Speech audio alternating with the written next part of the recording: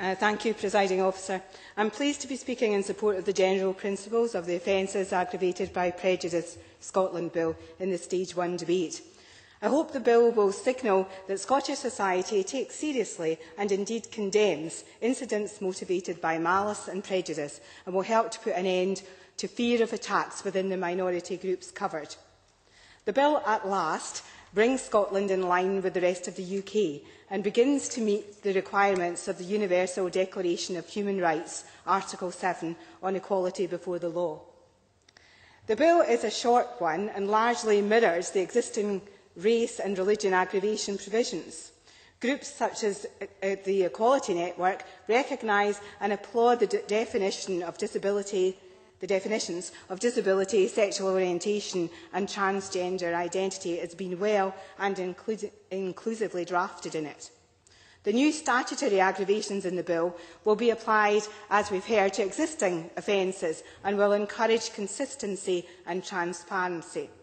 It will focus police attention on the problem and also ensure proper recording and monitoring. I welcome the changes to the systems which will allow this.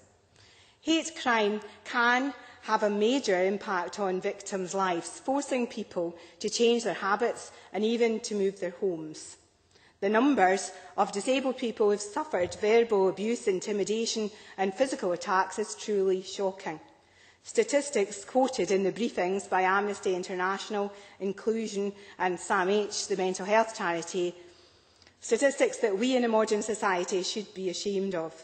A disproportionate number of people, of disabled people, are assaulted, abused, bullied and victimised. This is unacceptable for all victims, and for people with mental health problems, the resulting loss of confidence and alienation can seriously exacerbate their condition.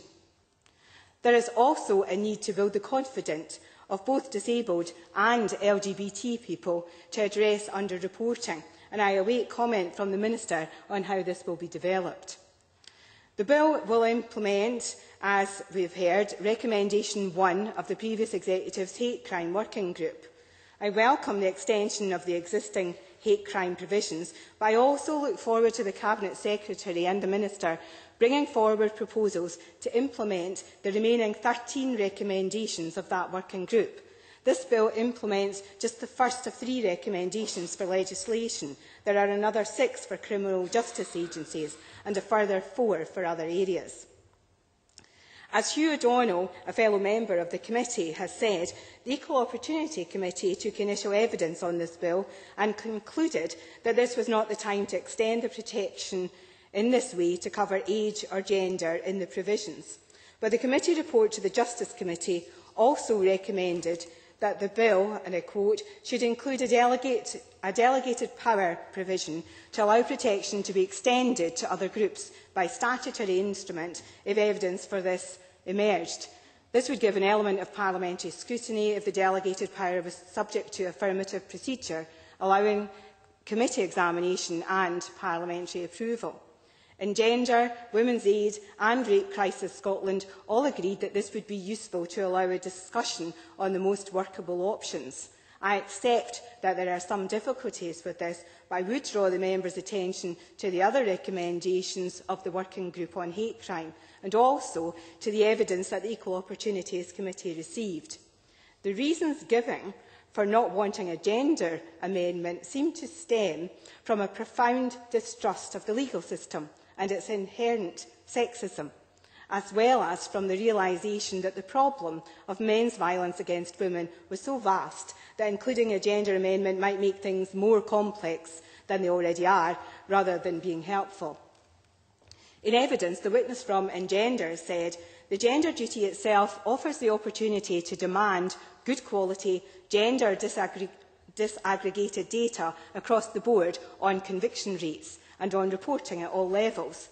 The gender duty can be a powerful instrument, she said, because many of the problems that we face are about institutional sexism in the criminal justice system and at societal level. I believe that we should act to improve the situation as soon as possible, instead of waiting for challenges made through the gender duty.